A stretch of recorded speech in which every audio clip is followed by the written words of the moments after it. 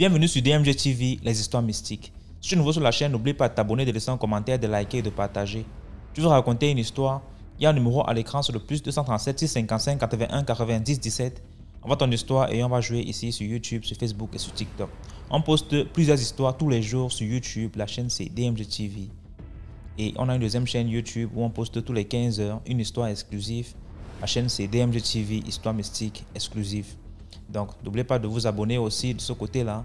Après la diffusion de 12 heures en direct, il y a aussi une autre diffusion à 14 heures sur la deuxième chaîne. DMG TV, histoire mystique exclusive. Donc, allez faire un tour là-bas aussi. Voilà. Les directs sont sur TikTok le mercredi et les vendredis à 20h00 heure du Cameroun. Donc, ceux qui veulent monter en direct, nous raconter leur histoire, c'est sur TikTok. Et ceux qui veulent envoyer leur histoire, ceux qui n'ont pas le courage, trop de courage ou bien n'ont pas un compte TikTok, envoyez vos histoires sur WhatsApp au numéro plus 237 655 81 90 17 et on va jouer ici sur Facebook et sur YouTube et sur TikTok. Voilà, donc écoutons la première histoire. S'il vous plaît, avant d'écouter la première histoire, laissez un like, commentez, partagez, c'est très important. Première histoire. Bonjour DMG. Alors, je suis une grande fan et je te suis déjà plus d'un an sur tous tes réseaux, TikTok, YouTube, etc. Je ne manque aucune de tes émissions. Je voudrais aussi te remercier pour tout ce que tu fais. À travers toi, on essaie maintenant de comprendre un peu le monde mystique, les rêves, la famille, l'entourage, etc. et tout. Donc, moi, je viens de l'Afrique centrale, je ne préciserai pas mon pays. Et donc, je voudrais expliquer une histoire qui est un vécu personnel. Parce que je ne suis plus dans mon pays natal. Et donc, avant de voyager, j'avais fait la rencontre d'un homme qui était d'origine béninoise et gabonaise. Je lui donnerai le nom d'emprunt Teddy. Et pour moi, je dirais Lisa. Alors, je rencontre Teddy à travers une bonne amie à moi. La première fois que Teddy me voit, il m'appelle directement à femme blanche. Donc moi je me disais, bon, c'était pour me taquiner parce que voilà, j'aimais en fait, voilà, les bonnes petites choses, me comporter d'une certaine manière. Et donc Teddy m'appelait toujours ma petite femme blanche. Et donc après, j'avais dû voyager. Je suis partie dans un pays de l'Afrique de l'Ouest. Et donc, arrivé là-bas, Teddy me dit, ah, j'aimerais bien passer te voir dans ton pays d'accueil. Je lui dis, mais d'accord, il n'y a pas de souci, viens me voir. Et donc, le jour quand je suis partie, je vivais avec une amie à moi. Et donc, ce jour-là, j'avais cours. Et c'est mon ami qui est parti chercher Teddy à l'aéroport et l'a emmené à l'hôtel. Et moi, avant de sortir pour aller le voir, quelque chose me dit, prie. Je me dis, ah, je me suis levée ce matin, j'ai déjà prié. Genre là, je sors, il est pratiquement 15h, 16h. Pourquoi encore faut-il vraiment que je prie? Je tourne dans la maison, je tourne et que je me dis, prie avant de sortir. Et je me dis, prie avant de sortir. Je dis, bon, ok. Donc je m'agenouille, je fais vite une petite prière. Je dis, ah Seigneur, là je vais sortir, sois avec moi, guide mes pas et protège-moi. Je dis, Amen. Je m'habille et je pars. Alors j'arrive maintenant à l'hôtel où Teddy dormait. Arrivé là-bas, Teddy m'a apporté des cadeaux, des parfums, voilà, des trucs de femme, etc. Et disons, voilà, Teddy m'a offert une lingerie. Alors je porte la lingerie et je me dis, ah voilà, Teddy, moi on va passer à l'acte. Avant de passer à l'acte, Teddy me dit, je ne peux pas te toucher. Je dis, comment ça? Il me dit, il y a un truc sur toi. Je ne peux pas te toucher de toutes les façons. Je suis fatiguée. Je suis là encore pendant quelques jours. Je suis pas pressée pour te toucher. Donc voilà, mais ce qui est sûr, je suis fatiguée. Et il y a un truc en fait sur toi, je n'arrive pas à te toucher. Donc malgré jusque-là, DMG, je n'ai même pas branché pour dire ah, soit c'est ma prière ou quoi que ce soit. Je me dis ok, y a pas de souci. Le soir, alors, j'appelle ma copine, je dis, Teddy nous invite au restaurant, alors tu nous rejoins à tel endroit. Elle nous rejoint et tout. Et arrivé là-bas, on est parti dans un restaurant et Teddy a commandé en fait des bananes plantains, un truc bien compliqué. Et ma copine, en fait, elle aussi, je ne sais pas d'où elle sort cette information. Elle me dit, Je suis sûre que Teddy est dans les loges. En fait, vu que voilà, nous on est Teddy, comme je vous ai dit, il est d'origine béninoise gabonaise, donc il comprenait pas notre langue à nous. Et ma cousine me dit, ton Teddy là, j'ai l'impression qu'il est dans les loges. Je dis, oh, comment ça? Il me dit, tu n'écoutes pas la façon dont il demande de préparer la nourriture là. Je dis, ah, je sais pas, il y a des gens, ils sont comme ça. C'est un peu comme chez les blancs en fait. La viande cuite, que ça soit bleu, voilà. Je dis, ah, chacun a sa façon de manger la viande, de manger les légumes. Les gens, ils aiment quand c'est cuit, d'autres ils aiment quand c'est pas trop cuit, parce que c'est croquant. Bref, quoi, ça, voilà. Elle me dit, non, c'est un peu trop bizarre en fait. Ça sort de l'ordinaire, la façon dont il veut qu'on prépare. En tout cas, moi, bref, je n'ai pas le temps, on est là pour manger, mangeons. Et donc on apporte ton assiette. Et moi, en tant que gourmande, malgré tout ce que j'ai commandé, je me dis, ah, je vais quand même piquer un morceau dans l'assiette de Teddy. Et dès que je pique, Teddy pète un câble. Ne mange pas dans mon assiette. Et moi, je dis là, ah, genre, c'est juste ton assiette en fait. C'est juste un morceau. Tu vas pas péter un câble parce que j'ai mangé dans ton assiette. Après, je me suis dit, ah bon, peut-être c'est impoli. C'est impoli parce que parfois, chez nous aussi en Afrique, quand on est en famille, on peut manger dans la même assiette, etc.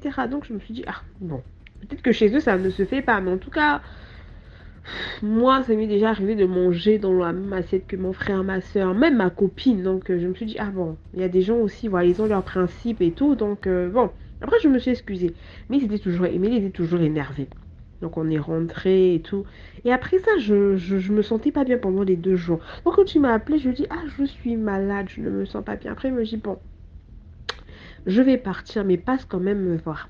Et donc là, quand je viens maintenant le voir, je suis allongée parce que je ne me sentais pas bien. J'ai eu une espèce de fièvre bizarre. Bizarre, sachant que dans le pays de l'Ouest dans lequel j'étais, il faisait tellement chaud. Donc je comprenais pas. Je me dis, mais ah, il fait chaud dans ce pays, mais comment ça que moi, en fait, j'ai une fièvre, j'ai froid, bref. Et donc j'étais allongée et lui, il est là, il me regarde, me dit, ah, ma petite femme blanche. Et là, justement, je dis, mais en fait, depuis qu'on s'est rencontrés, tu m'appelles toujours ta petite femme blanche. Ça veut dire quoi? Il me dit, mais ah, tu ne sais pas. Je dis, mais non, je ne sais pas. Il me dit, mais ton alter ego, c'est une femme blanche. Je dis, mon cher, ça veut dire quoi? Ton alter ego, c'est une femme blanche. Il me dit, mais non. Si tu veux, je peux te l'appeler afin qu'elle puisse apparaître dans ton rêve. Mais ton alter ego, c'est une femme blanche. Et c'est quelqu'un qui, des années en arrière, a fait beaucoup de succès dans la mode. C'est-à-dire que toi, aujourd'hui, si tu te lances dans la mode et tout, l'événementiel, elle pourra vraiment t'aider à atteindre un certain niveau. Et moi, je lui ai dit non, moi, tu m'as connu, je suis chrétienne en fait. Moi, je prie Dieu, Jésus, ni plus ni moins. C'est-à-dire que je n'ai pas besoin de chercher alter ou quoi que ce soit. Il me dit non, mais il n'y a rien de méchant. Moi aussi, je vais à l'église et tout. J'ai dit, mais non, moi en tout cas, je vais seulement à l'église. Je ne, à part l'église, là, je ne fais rien d'autre, aucun acte spirituel à part l'église, là. C'est juste ça. Il me dit non, mais il n'y a rien de méchant, etc. Tu commences à m'expliquer, lui, il a un troisième œil, c'est ça qui permet en fait de voir mon aura, mon alter ego. Je suis réveillée sur le lit comme ça, je dis Seigneur. Seigneur, dis-moi que tu m'as amené dans ce pays pour mourir. Parce que je connais cet homme depuis mon pays natal. Tu m'amènes dans un autre pays pour qu'il puisse me révéler ses secrets et il est en train de m'amadouer afin que je rentre dans sa loge. Seigneur, dis-moi si je dois mourir ici. Dis-moi, je vais faire ma dernière confession et mourir dans l'hôtel là. Et vu que ce jour-là, j'étais avec ma copine, elle m'attendait dans le hall. Et là, elle m'appelle, elle me dit, mais c'est comment? Je dis, ah, je dis que je me sentais pas bien. Mais là, je suis avec Teddy. Elle me dit, non, mais ça fait quand même un moment, vas-y, on part. Et donc, j'ai dit, ah, ok, d'accord, j'arrive. Et là, je lui dis, ah, mais regarde, il y a ma copine qui m'appelle et tout. Elle me dit, ah, en tout cas, Lisa, réfléchis sur ça. Tu as vraiment une grande étoile, ton alter ego, elle est prête. Parce qu'il m'a dit que c'était une dame blanche, donc elle est prête à t'aider, à te faire exploser. Tu me dis seulement, et puis voilà, je t'expliquerai comment faire et tout. J'ai dit, ah, tonton, d'accord, c'est compris. Je suis sortie. Hein? Ma copine était là. Ah, mais toi, j'ai dit, calme-toi, on va rentrer. J'ai dit, calme-toi. On arrive à la maison. Je lui ai expliqué, j'ai dit, mon cher gars. t'es dit là, t'es dit ça. Il m'a dit ça. Il a dit qu'il peut faire ça. J'ai pris 3 jours de jeûne. Ma copine et moi, on a pris 3 jours de jeûne parce qu'il nous a apporté des cadeaux. Il avait apporté des cadeaux à ma copine. Tout cadeau, tout ce qu'on a donné parfait, etc. J'ai donné les ordinateurs, j'ai vendu tout. J'ai bloqué Teji le même soir de partout. Jusqu'aujourd'hui, je n'ai même plus de ses nouvelles. Donc c'est pour vous dire que la vie est vraiment compliquée. En fait, quand tu es avec quelqu'un, on dit toujours qu'on ne connaît pas assez quelqu'un, c'est vrai. C'est-à-dire que quelqu'un peut être avec toi, tu vois que la personne t'aime pour, je sais pas, ta personnalité ou même ta beauté, mais non, la personne a vu encore au-delà spirituellement ce que tu peux lui apporter et donc elle est là avec toi pour ça en fait. Elle est là avec toi. Donc nos sœurs, et surtout n'oubliez pas de prier, parce que quand j'y pense, je me dis, ah, ce jour-là, si j'avais couché avec lui, il pouvait là vraiment prendre mon étoile et voilà, etc., me connecter soit à cette soi-disant alter ego. Donc restez vigilante et n'oubliez pas avant de sortir, prier et suivez toujours votre intuition. Quand on dit ne va pas là-bas, prie, fais ceci, suivez toujours. Donc c'est un conseil pour mes soeurs et pour mes frères aussi. Merci de m'avoir écouté et prenez soin de vous. Dieu soit avec nous. Bisous. Merci beaucoup pour l'histoire. Maintenant, on va écouter la deuxième histoire. Bonjour DMG, bonjour toute la famille DMG et merci. Voilà, je viens comme ça vous raconter mon histoire que j'ai vécue, que l'on peut qualifier de séparation mystérieuse. Alors, je suis au Gabon, je vous appelle depuis le Gabon à Libreville. Et donc, j'avais fait connaissance avec une fille à l'université. Et donc, à cette période, elle était je pense, en première année, en deuxième année. Moi, j'étais déjà en Master 2. Et donc, je me sentais bien avec elle. Donc, je lui ai proposé de venir vivre avec moi. Et donc, c'est ce qui s'est passé. Elle est venue vivre avec moi. La première année, ça s'est bien passé. La deuxième année, c'est là où l'histoire commence. Et donc, récemment, il y a eu des élections au Gabon. Et donc, pendant cette période-là, je ne voulais pas que l'on reste, en fait, en ville. Parce que, vous savez, les élections sont toujours en Afrique. C'est toujours un peu... il faut toujours prendre ses gardes. On ne sait jamais comment ça commence, comment ça termine. Et donc, j'ai préféré qu'elle aille en province, donc à l'intérieur du pays, au moins pour un peu plus de sécurité. Et moi également, je suis allé un peu plus loin de la capitale pour me mettre en sécurité également. Et donc, à son retour, quelques jours après, on était en train au salon, et subitement elle se réveille, elle commence à parler seule. Oh non, je t'ai demandé de te séparer de ce monsieur, c'est pas ton mari, il m'empêche de travailler avec toi, voilà. Il faut sortir, il faut te séparer de lui, il faut sortir, il faut partir. Elle est rentrée dans la chambre jusqu'à enlever les habits de l'armoire. C'est là où moi, quand elle revient en elle maintenant, je dis, mais chérie, qu'est-ce qui se passe? Je comprends pas, qu'est-ce qui se passe? Oh non, c'est pas la première fois, je rêve souvent, on va me dire en rêve que non, je dois me séparer de toi, que tu n'es pas mon mari, et voilà. Je dis, ça c'est quelle histoire encore? Quelle histoire encore? Depuis quand que être marié avec quelqu'un, c'est par des rêves ou bien par des prophéties ou bien quoi? Je dis, bon, écoute, moi, cette histoire-là, je ne vois pas ça de normal. On va essayer de prier. Parce que moi, je sais que Dieu ne parle pas de cette manière. Dieu ne sépare pas deux personnes qui vivent ensemble, qui sont heureux. N'est-ce pas? Dieu, au contraire, il vient bénir. Si par exemple vous êtes dans peut-être la fornication et quoi, Dieu vous donne cette possibilité de vous bénir, donc de vous donner peut-être des moyens pour que vous vous mariez de manière légale, partez voir les parents et tout. Mais moi je t'aime, toi tu m'aimes. Maintenant, c'est qui au milieu de nous qui veut qu'on se sépare. Donc moi je lui ai dit que cette histoire-là, c'est une histoire mystérieuse.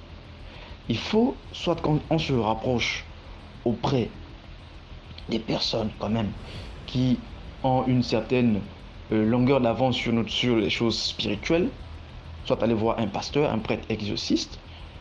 Elle ne veut rien savoir. Oh non, c'est Dieu qui m'a parlé, c'est Dieu qui m'a parlé. Je dis, comment ça c'est Dieu qui te parle? Le lendemain, je lui ai dit, bon, écoute, comme tu ne veux pas qu'on aille voir des gens, on va essayer de prier à la maison pour que ton Dieu là aussi vienne quand même me voir, pour me dire que réellement, je ne veux pas que vous soyez ensemble. Et il va me dire pourquoi. On a fait des séances de prière.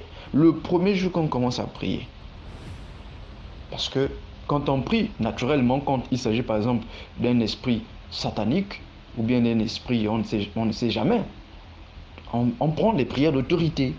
On essaie un peu de dire, voilà Seigneur, si c'est vraiment ta volonté, mais que tu viennes éclairer nos lanternes. Mais si ce n'est pas le cas, si c'est un esprit satanique, voilà, on envoie le feu, on prie au nom de Jésus. Elle me dit, oh non, pourquoi toi tu pries comme ça? Pourquoi toi, quand tu pries, tu veux mettre l'accent sur, on envoie le feu, sur machin, tout ça là. Je commence à voir, c'est un peu bizarre.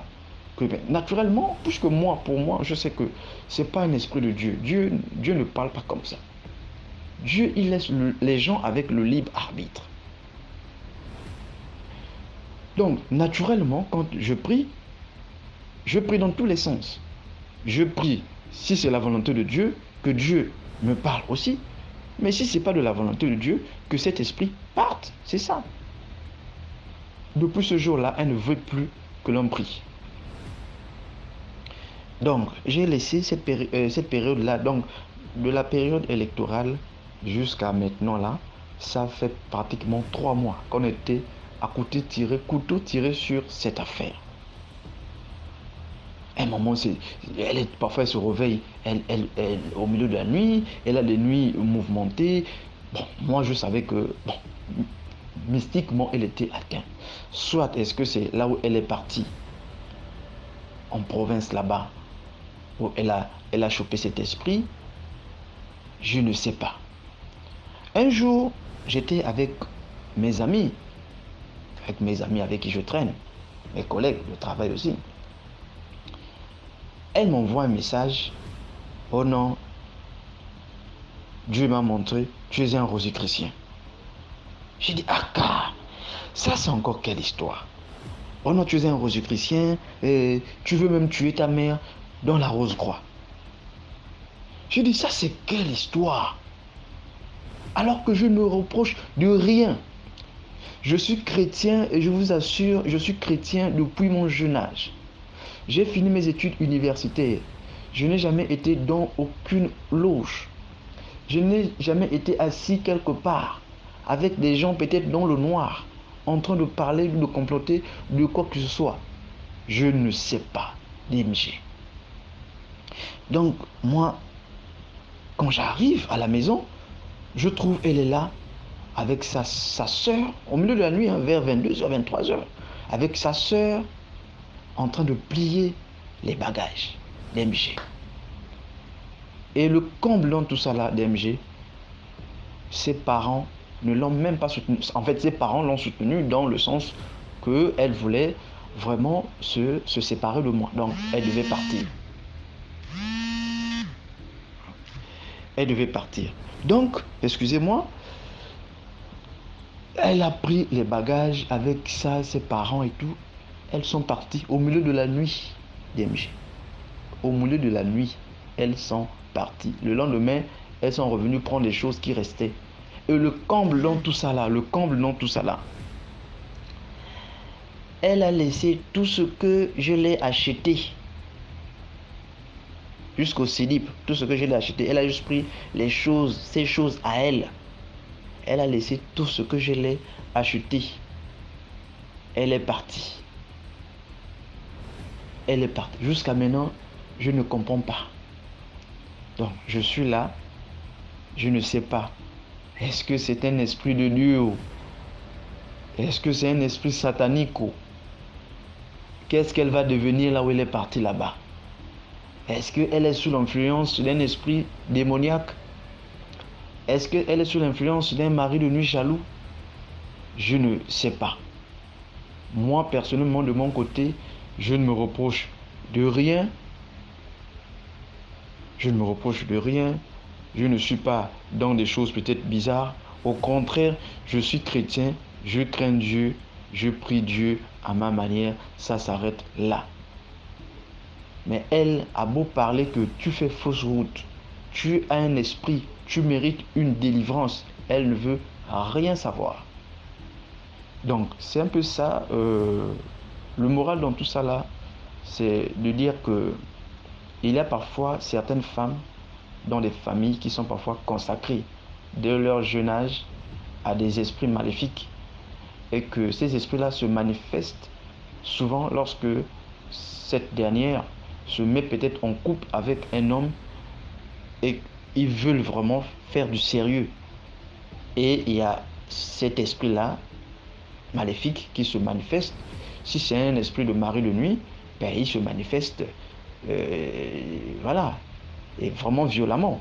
Si c'est un esprit démoniaque qui veut peut-être posséder la personne pour que peut-être cette fille-là soit là juste peut-être pour ramener de l'argent dans la famille, c'est-à-dire être une prostituée, quoi. C'est-à-dire son travail, c'est aller coucher avec les hommes et puis ramener l'argent. Et voilà. Donc, moi, je ne sais pas, peut-être que c'est Dieu qui m'a aussi délivré des choses compliquées. Voilà, des choses compliquées. Gloire à Dieu parce que on n'a pas eu d'enfants ensemble. Et puis bon, voilà, elle est partie. Moi, je suis là, je suis en train de refaire ma vie. Et c'est vrai qu'au départ, moi, je me suis dit, c'est quel Dieu qui parle comme ça? Je me suis dit, bon, je m'étais même fâché contre Dieu parce que je me suis dit, bon, peut-être que c'est Dieu, mais pourquoi Dieu permet cela alors que Dieu pouvait même faire en sorte qu'on ne se rencontre pas? Dieu pouvait faire en sorte que je ne puisse même pas la prendre, qu'on soit ensemble. Ou bien peut-être dans les 1 mois, 2 mois qu'on se connaissait là, faire en sorte qu'on se sépare. Mais 2 ans passés dans une relation et puis subitement, et sans vous mentir, j'avais déjà des projets de fiançailles avec cette dernière. Donc, c'est au sortir de cela que j'ai compris qu'en fait, il y a des entités parfois sataniques, démoniaques, qui envoûtent certaines filles que peut-être par la famille, ou bien de manière consciente, hein, il y a aussi des filles aussi qui, de manière consciente, qui tissent des pactes peut-être avec des esprits, et puis ça se manifeste comme ça, et voilà. Donc, je ne sais pas, on vient à peine, c'est une histoire récente, hein, on vient à peine de se séparer, ça fait même pas 1 mois ou 2 mois, donc elle est partie, je ne sais pas ce qu'elle va devenir,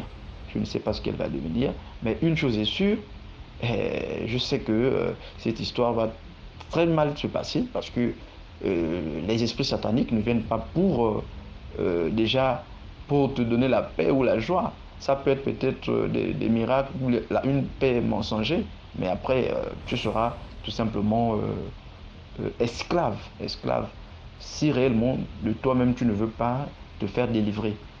Donc voilà un peu.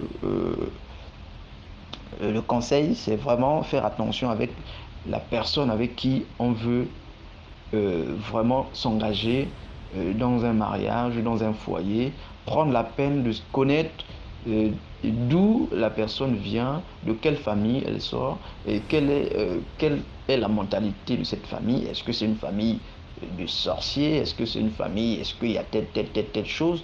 Et faire d'abord un travail en amont, soit un travail spirituel pour vous purifier et tout, et se rapprocher pour ceux qui sont chrétiens d'un homme de Dieu pour vous bénir et tout, avant vraiment de pouvoir se lancer réellement dans un foyer, dans un mariage, dans une relation, surtout lorsque vous avez des projets communs et que vous vous aimez réellement. Donc il faut d'abord faire un travail de fond. avant de s'engager dans une relation, de peur vraiment de se faire du mal, comme moi je me suis fait du mal. Donc, et voilà. Bon, heureusement que, gloire à Dieu, Dieu m'a libéré peut-être de ce fardeau. Je suis allé voir un homme de Dieu. Et j'ai fait vraiment un rituel pour essayer un peu de... Peut-être c'était une malédiction ou quoi. On ne sait jamais. Ça peut aussi être de mon côté ou bien de son côté. Mais de toute façon, la chose s'est passée de son côté. Donc, c'est un peu ça. Bon, merci DMG. Encore désolé si j'étais lent. Allez, j'attends vos réponses, vos questions en commentaire. Partagez, likez. Merci. Merci beaucoup pour l'histoire. Maintenant, on va écouter la troisième histoire. Bonjour DMG TV, bonjour la famille DMG. Je voulais raconter une histoire. Moi, je suis de la Guinée-Conakry. J'ai écouté une histoire d'un jeune sur YouTube, le 2, et subitement je me suis rappelé. Ça fait un bon moment que je vous suis sur YouTube, donc c'est ma première fois de monter. Alors, c'est à cause de l'histoire de le monsieur là, ivoirien, qui a dit que dans son quartier, il y avait, je m'excuse du mot, du thème, il y avait les kikis des gars qui disparaissaient et tout. Donc c'est de là que je me suis rappelé. Bon, s'il y a les Guinée-Conakry qui sont sur le live, ils vont comprendre de quoi je parle. Chez nous aussi, en Guinée, il y avait cette histoire qui s'est passée. Ça fait même pas longtemps. Il y avait une cérémonie de mariage d'un monsieur au quartier. Donc, la famille ont décidé d'organiser une petite soirée la nuit. Donc, ils ont organisé la soirée. Les gens étaient là, tranquilles, tout le monde s'amusait très bien et tout. Donc, il y a un monsieur qui est venu, qui dit qu'il veut jouer. Jouer sur la... Nous, on les appelle au pays, ce sont pas des marabouts, mais ce sont nous, on les appelle les simbos. Eux, ils peuvent couper leur langue. Tu vas voir qu'ils ont coupé leur langue. Le sang est sorti même. Et subitement, la langue réapparaît encore. Il peut égorger quelqu'un. Et puis, tu vois même que réellement, ils ont égorgé l'intéressé. Et puis, l'intéressé, ils peuvent ressusciter la personne aussi. Ils peuvent se couper les oreilles, faire entrer le couteau dans le ventre et faire sortir sur l'autre côté. Et puis, rien ne se passe. Tu vas voir, le sang sort et puis tout. Et puis, sous forme, les charlatans, quoi. Mais chez nous, on les appelle les simbos.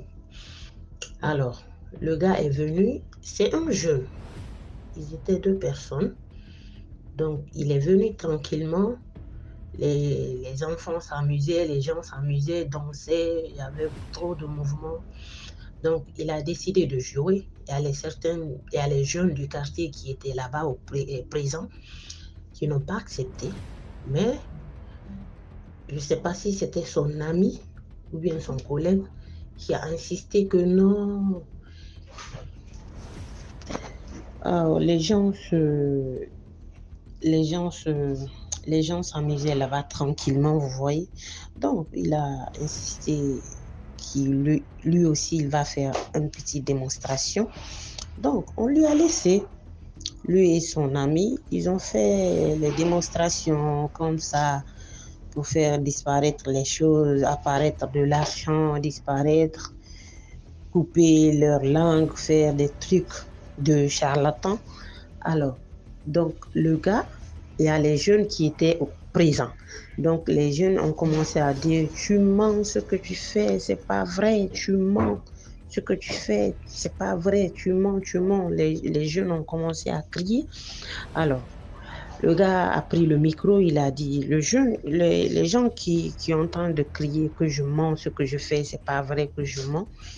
Si tu es garçon, quand je finis de jouer, de faire mon démonstration, si tu es garçon, tu vas voir ce qui va se passer. Si tu peux répéter encore, quand tu répètes, tu vas voir ce qui va se passer. Alors, il a continué. Les gars ont commencé à continuer à dire, tu mens, c'est pas vrai. Donc, alors le gars, il a fini de jouer. Il s'est fâché, il a pris la terre, le sable, il a fait quelque chose, il a commencé à dire les choses et il a soufflé la terre. Dès qu'il a soufflé la terre, 5 à 10 minutes après, comme ça, le premier petit qui a prononcé de dire que non, c'est faux, tu mens, ce que tu fais, c'est pas vrai, il s'est présenté. Il a dit, moi, mon kiki a disparu, s'il te plaît, excuse-moi, nanana. Donc, les gens ont commencé à venir lui demander, mais qu'est-ce qui se passe? Il a dit, mon kiki a perdu, est disparu, je ne l'ai pas vu. Donc, ils ont commencé à demander pardon à le jeune. Donc, il a dit, bon, avant d'apparaître le kiki le petit, il n'a qu'à essayer de donner de l'argent.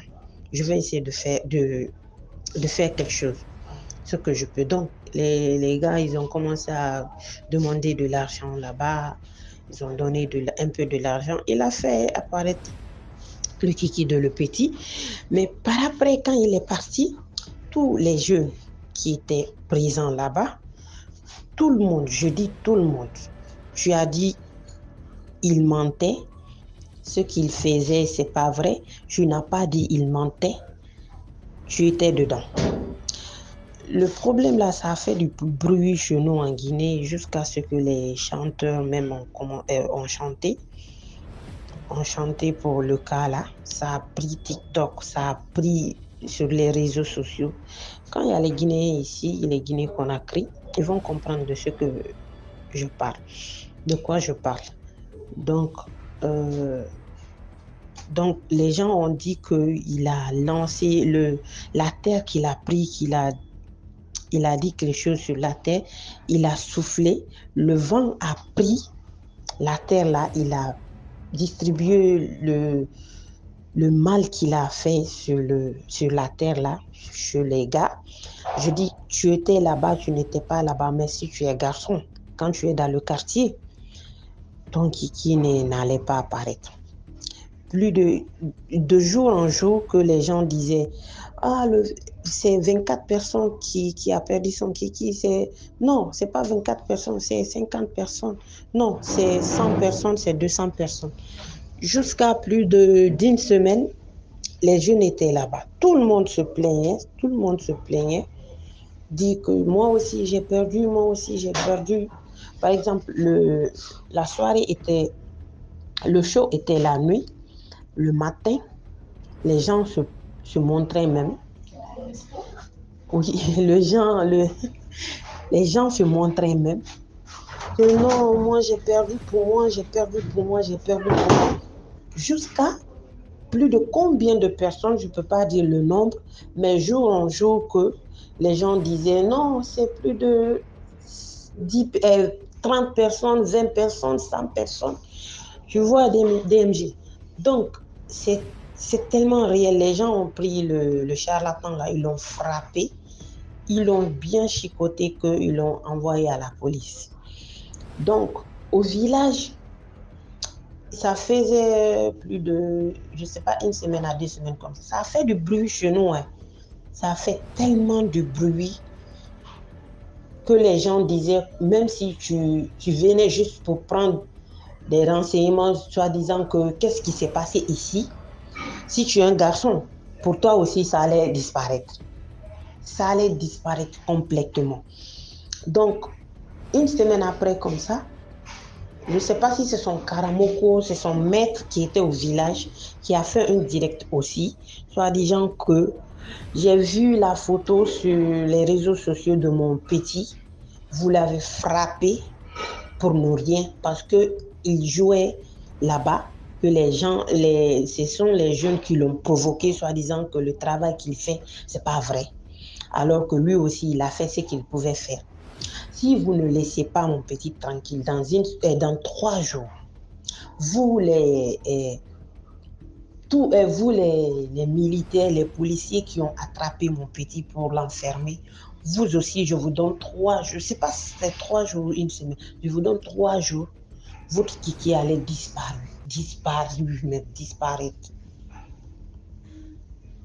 Wallahi DMG, je dis ça fait du bruit chez nous. Les gens qui sont ici sur le live, si ce sont des Guinéens, ils connaissent l'histoire là. Et on a nommé l'histoire là au pays kenyan Foyer parce que le quartier là où l'histoire là est passée, le quartier s'appelle Kenyan. Donc Foyer là chez nous, ça s'appelle le vent. Donc tu es homme, tu es un petit, tu es un grand gaillard ou bien un grand garçon, monsieur. Si on disait là-bas, si le vent te tapait seulement, ton kiki va disparaître. Donc le vent là, on l'appelle chez nous Foyer. Donc Kenyan là, c'est le nom de le quartier là où l'histoire là est passée. Donc on a nommé l'histoire là Kenyan Foyer. Tu es là-bas, tu as passé là-bas, tu étais présent, tu n'étais pas présent. Si tu passes seulement là-bas, le vent de Kenyan là te tape seulement, ton kiki disparaît directement. Ah, ce n'est même pas midi à 14h.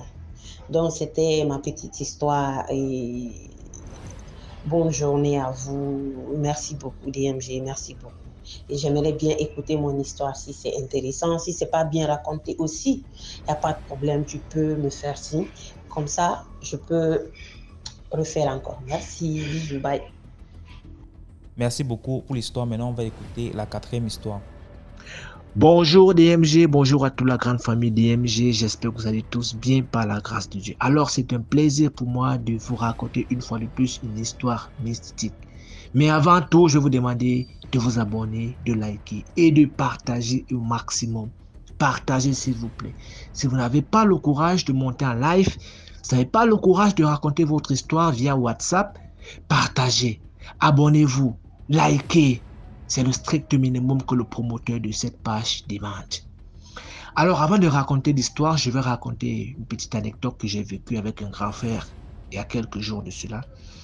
C'était un soir, comme tous les soirs, je m'ennuyais, je suis rentré du travail, je m'ennuyais. J'ai pris mon téléphone, j'ai écrit à un grand frère pour qu'il me retrouve dans un parc prisé de Douala 5e. Je vais taire le nom, vraiment, je vais taire le nom.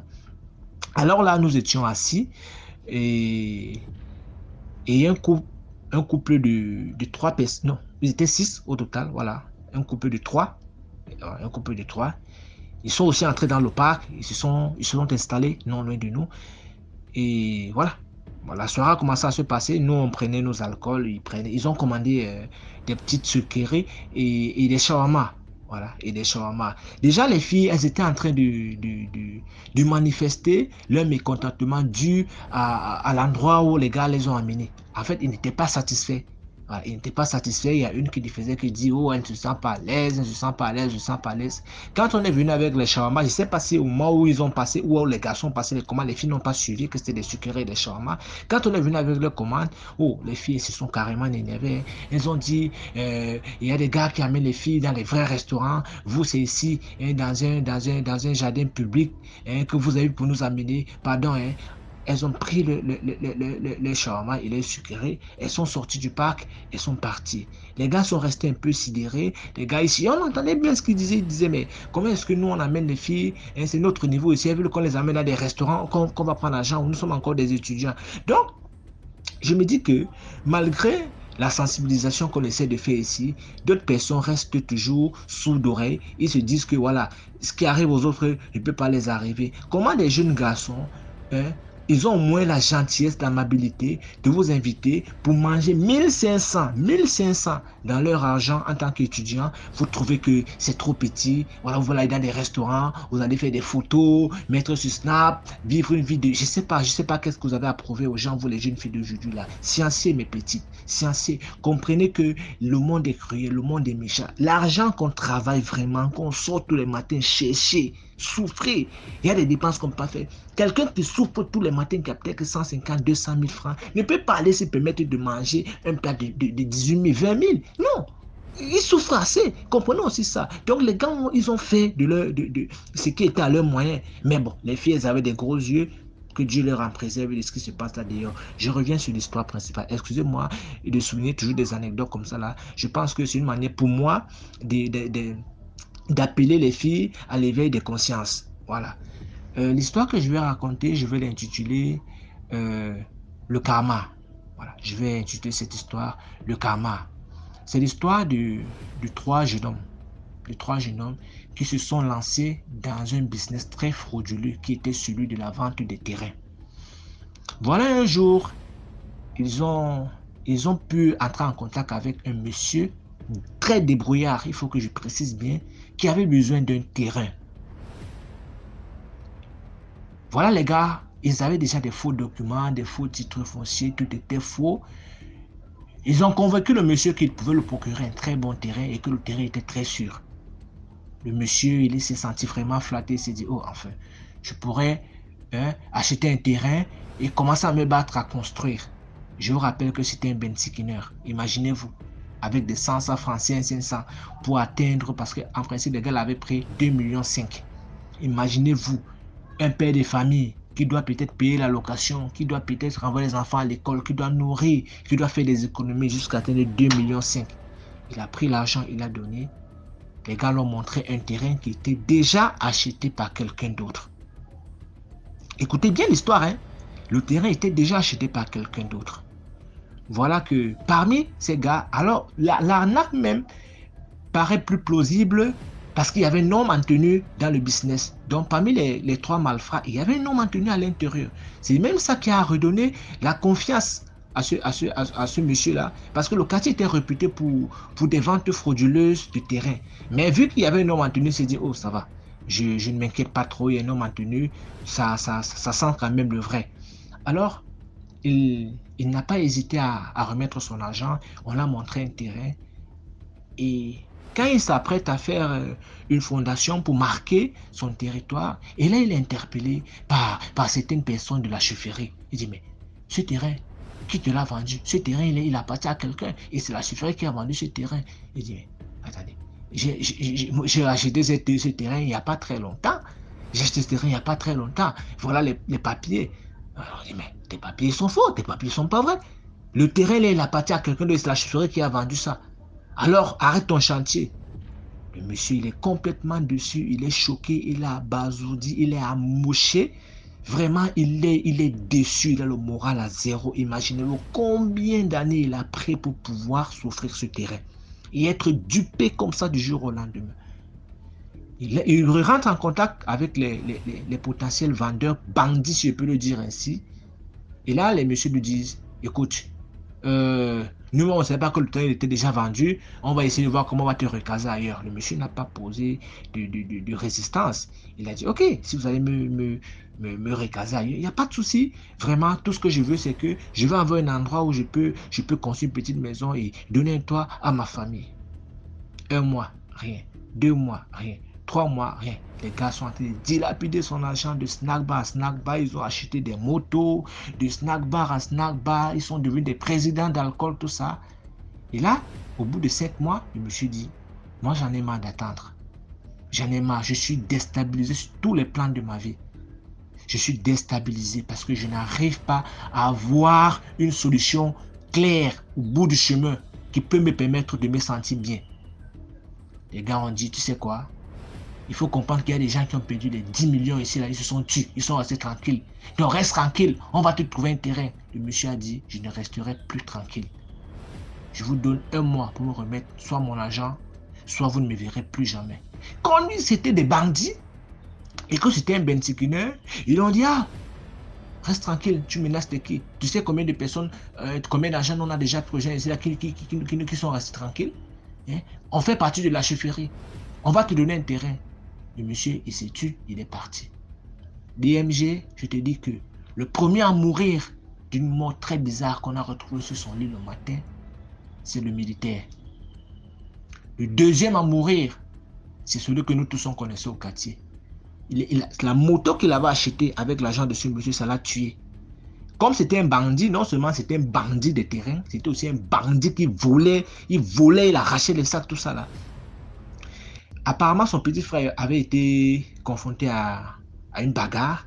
Et là, on l'appelle que bon, voilà, ton petit frère qui est en train de bagarrer ici, tout ça là.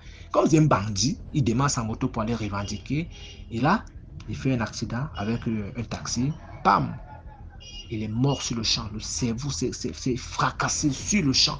Sur le champ. Le troisième aussi, il est mort comme le premier. Ils sont morts à l'écart d'un mois. Hein? À l'écart d'un mois. C'était à l'écart des semaines même. Et les premières semaines de militaire, deuxième semaine, je ne vais pas citer le nom du deuxième parce que je le connaissais très bien. Troisième semaine, l'autre est parti. Voilà. Et jusqu'aujourd'hui, on n'a plus jamais revu le monsieur. Il ne s'est plus jamais prononcé. Plus rien. Plus rien de ce monsieur. Donc, moi, j'aimerais dire aux uns aux autres ici que... Parce que DMG, quoi qu'on dise, quoi qu'on fasse, il y a des gens qui écoutent des histoires. Hein. Il y a des sorciers là qui écoutent des histoires. Il y a des gens qui sont dans des sectes là qui écoutent des histoires. Il y a des bandits qui sont là qui écoutent des histoires. Il y a des prêtres, il y a des marabouts, il y a plein de gens qui écoutent des histoires. Donc c'est pour ça qu'il est toujours important de donner une leçon de moralité à chaque fois qu'on raconte une histoire. Moi je vais parler ici là. S'il y a un bandit parmi nous là qui va écouter cette histoire, qu'il sache que le vol n'est pas bien. Si quelqu'un tous les jours il sort travailler son argent, si tu sens que tu ne peux pas lui rendre service à hauteur de son argent, ne prends pas son argent. Ne prends pas son argent. Parce que soit mystiquement, il va t'atteindre, soit la justice divine va t'atteindre. Voilà. Parce que dans ce monde ici, on paye de ses erreurs. Le monde ne fait pas de crédit. Tu fais du bien, la vie va te rendre ça au centuple. Tu fais du mal, la vie va te rendre ça au centuple. Ne pense pas que tu vas faire du mal et puis après tu vas aller te repentir. Non, tu vas d'abord payer le mal que tu as fait. C'est comme ça la vie. C'est comme ça la vie. Donc, faites du bien autour de vous. Évitez d'escroquer les gens, surtout quand vous savez que quelqu'un se bat pour avoir le peu qu'il a. Déjà même que le vol, même si la personne a beaucoup, ne vole pas. C'est pas bien de voler. Merci DMG de m'avoir permis de raconter mon histoire mystique. J'espère que je vais revenir avec une autre histoire. Bonne soirée à vous. Merci beaucoup pour l'histoire. Maintenant, on va écouter la 5e histoire. Bonjour DMG, bonjour toute la famille DMG. DMG, je t'avais dit il y a bientôt 1 an que j'étais malade. J'étais à l'hôpital, les chimios passés, opération par là. Et j'avais déjà raconté l'histoire de mes jumeaux. Donc, étant donné, moi je suis à l'hôpital, donc sur Paris. Moi j'habite en province, mais j'ai été hospitalisé sur Paris. Et j'ai une amie à qui j'ai demandé de venir rester avec les enfants, comme ils vont à l'école. Et la jumelle, ils ont 12 ans, les jumeaux. C'est une fille et un garçon. Et de temps en temps, quand je les appelle, parce que quand j'appelle à la maison, c'est l'ami qui me dit « Ah non, ça va, tout se passe bien parce que les enfants mangent à la cantine et rentrent que le soir. » Non, ça va, tout va bien. Les enfants se portent bien, mais je peux leur parler. Ah non, là, ils ont mangé, ils dorment. Donc, un jour, ma fille prend le téléphone et puis elle m'appelle. Parce qu'elle est rentrée plus tôt de l'école, elle m'appelle. Et puis on discute, ça va à la maison, l'école, comment ça se passe et tout. Elle me dit, maman, ça va bien, mais par contre, il y a quelque chose que je comprends pas que je veux te dire. J'ai dit, ok, vas-y. Elle me dit, ça fait 2 mois, quand je les menstrue, et mes protections, c'est Tata qui les récupère. J'ai dit, Tata les récupère. Elle me dit, oui, mais pour faire quoi? Elle dit, ben, j'en sais rien. J'ai dit, bah, peut-être que tu laisses traîner dans ta chambre. Donc, elle les récupère pour mettre à la poubelle. Le 3e mois, ma fille m'appelle encore, me dit, ah maman, ça c'est bizarre. Mais à chaque fois, elle me demande, tu as eu tes règles? Je lui dis non, j'ai pas encore eu. Moi, ça me faisait... bon, la petite, elle me dit, moi j'avais honte de lui dire oui ou non, parce que bon... Et à chaque fois, elle me demande. Et une fois, elle m'a demandé, c'est venu? Et je lui ai dit oui. Elle me dit, quand tu finis là, il faut mettre ça devant ta porte dans un sachet, je vais prendre. Et puis elle lui a demandé, mais tata, tu prends, c'est pour faire quoi? Elle dit non, je vais mettre à la poubelle. Donc la petite de 12 ans, ça l'a paru un peu bizarre. Elle m'a encore appelé. Et puis pour me dire. Donc j'ai une cousine qui est à Paris aussi, bon, qui vient me voir à l'hôpital. Elle est venue me voir à l'hôpital et je lui ai expliqué. Elle dit, moi-même, je vais faire un tour chez toi là-bas, à Bourges. C'est comme ça, elle arrive chez moi. Elle fait 2 jours. Donc elle prend ma fille, puis elle cause tout, et puis elle lui demande, elle dit, oui, tata, prends mes protections. Mais je ne sais pas c'est pourquoi, elle me dit qu'elle va mettre à la poubelle. D'où ma cousine lui demande, mais tu prends les protections de la petite, c'est pour faire quoi? Elle dit, non, je mets à la poubelle. Elle dit, non. Elle a 12 ans, c'est pas aujourd'hui qu'elle a commencé à avoir ses règles, depuis elle a 10 ans. Donc elle connaît la route de la poubelle, elle sait où on met, sa mère lui a montré. Pourquoi c'est toi qui prends ces protections? Alors, excusez-moi. Alors, ma cousine dit, ça ne peut pas se passer comme ça. Donc un soir, ma cousine a commencé à prier. Elle a mis les cantiques, elle a commencé à prier. Ce chez moi, c'est un duplex. Il y a une chambre en bas et il y a 3 autres chambres là-haut. Et l'ami dort en bas. La chambre de ma fille est là-haut.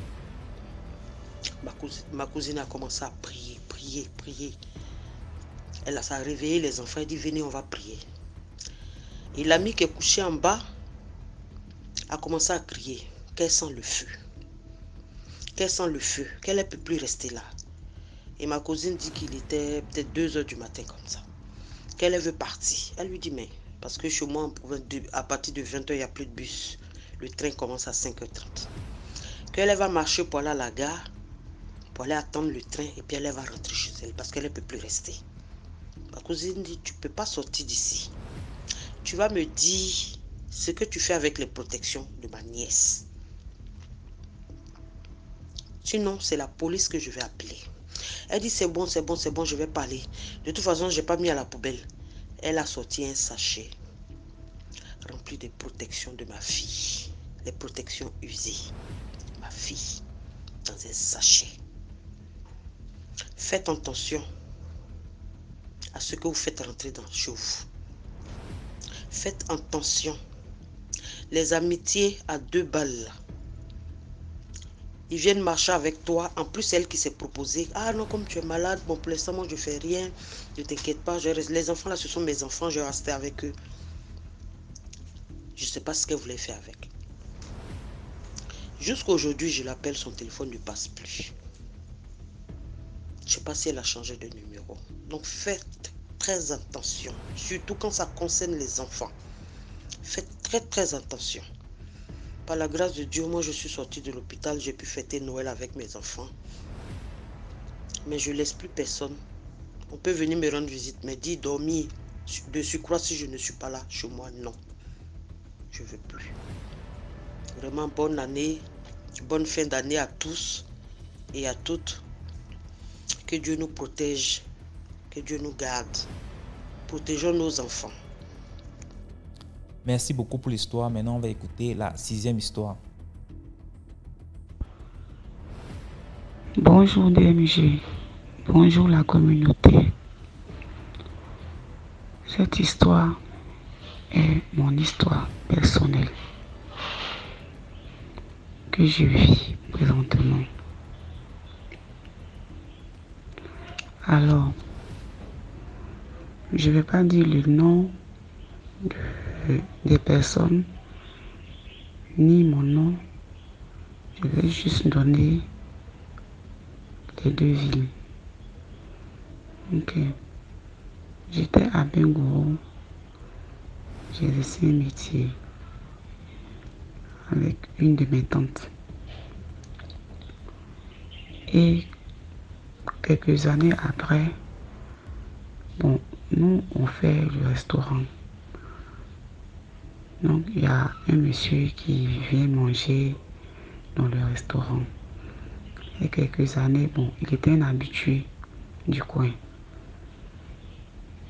Bon, je précise que je vis en Côte d'Ivoire, mais mes parents sont au Bénin. Donc, je disais, le monsieur était un habitué. Et quand il arrive, il voulait à chaque fois que moi je lui serve à manger, que je m'occupe de lui. Bon, c'est ce que j'ai fait étant un client. Je n'ai pas trouvé cela bon. Je n'ai pas prêté attention à beaucoup de choses venant de cet homme. Et j'ai remarqué qu'à un moment donné, le monsieur, quand il arrive, si c'est pas moi, il ne veut pas manger la nourriture d'une autre personne. C'est moi qui dois lui servir. Si c'est le foutou, je fais le foutou, il me dit la sauce et puis je sers.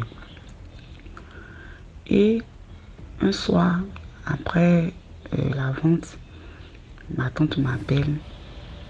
Elle me dit que bon, il y a un habitué, une chose du restaurant. Quand il arrive, il demande à ce que toi, si tu lui serves, tout ça. Il dit qu'il t'aime vraiment, qu'il veut te marier. Je dis, ah, tante, je ne connais même pas le monsieur. C'est vrai qu'il vient, je m'occupe de lui.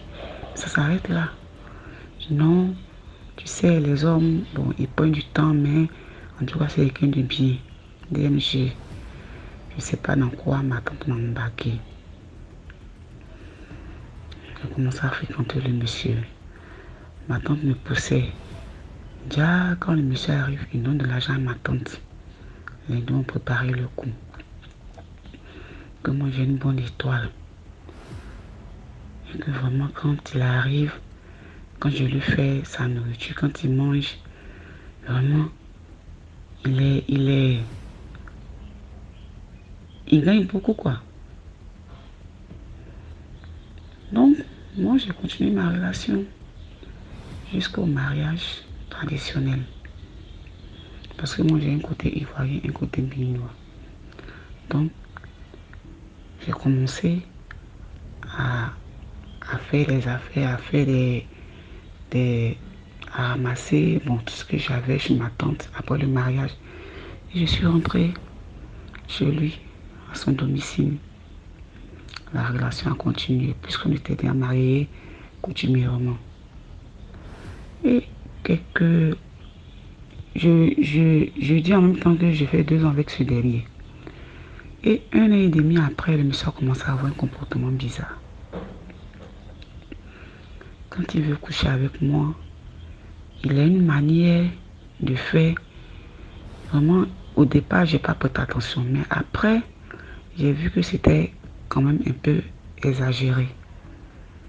Excusez-moi si je veux entrer un peu dans les détails. Le monsieur a commencé pas à me lécher avec la langue dans le vagin. Vraiment, excusez-moi du terme. Et à un moment donné, j'ai commencé à avoir des douleurs pas possibles. Mais comme moi, je suis une chrétienne, je vivais à l'église. Je suis allée voir mon pasteur pour lui expliquer. Et on a commencé à prier, à jeûner. Et quelques temps après, bon, j'ai commencé à ne plus sentir ces douleurs. Parce que, compte tenu de la situation, j'ai commencé à jeûner à la maison. Et il se plaignait tout le temps. Toi, tu ne manges pas. Je te dis que d'arrêter ce que tu fais là. Faut arrêter ça. Ça ne m'arrange pas. Je ne t'ai pas emmené ici pour ça. Quand il parle, je ne veux pas trop parler pour ne pas qu'il se fâche. Mais dans mon petit coin, je faisais mes prières. Même quand je suis en train de préparer, je fais mes prières. Avant de manger, je fais mes prières. Me coucher, pareil.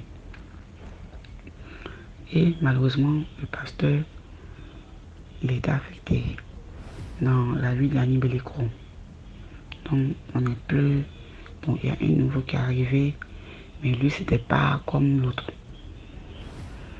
Et un jour, bon, il pensait que je dormais en fait. Et dans la conversation, elle me porte pas chance. Elle gâte toutes mes affaires, je comprends pas, je comprends plus rien. Je devais la sacrifier avec tout ce que j'ai fait là, mais elle ne meurt pas. Je sais pas, elle est en train de gâter mes affaires. DMG. Le lendemain, le monsieur s'est levé. Bon, mon soi-disant mari s'est levé. Comme d'habitude, il dit, va au travail, allez au travail, DMG. J'ai pris ce que je pouvais prendre. Tout ce qu'il a acheté pour moi, j'ai tout laissé. Je suis allée voir ma tante. Ma tante me dit, mais toi, tu es venu faire quoi ici? Tu fais quoi ici? Tu ne veux pas être ici. Tu veux être avec ton mari. Tu fais quoi? Faut sortir, va-t'en de chez moi. DMG, à l'heure où je vous parle, je marche dans les rues, je demande de l'argent pour pouvoir manger. Parce que j'ai peur. Parce que c'est quelqu'un, en tout cas, il a l'argent. Mais depuis que j'ai commencé à faire les prières, ses affaires ont commencé à chuter. Et j'ai compris qu'en fait, il était en train de me sacrifier, mais à petit feu. Mais comme Dieu ne dort pas, j'ai pu sortir de là. DMG, tout ce que je demande aujourd'hui, c'est de rentrer chez moi, au Bénin. De rentrer chez moi. Je n'ai plus rien. Je suis obligée de demander de l'argent pour pouvoir manger. Ou bien même essayer de travailler. Mais c'est pas facile. C'est vraiment pas facile. Tout ce que je demande aujourd'hui, c'est de rentrer chez moi au Bénin, retrouver ma famille. C'est mon histoire. Merci beaucoup. Merci pour l'histoire. Voilà, c'était tout pour aujourd'hui. J'espère que vous avez aimé. Laissez vos commentaires. Si par exemple vous avez un commentaire à donner à l'histoire numéro 2 par exemple, vous pouvez écrire H1, voilà ce que je pense, et ainsi de suite. Sachez que tous ceux qui envoient les histoires ici viennent après lire les commentaires.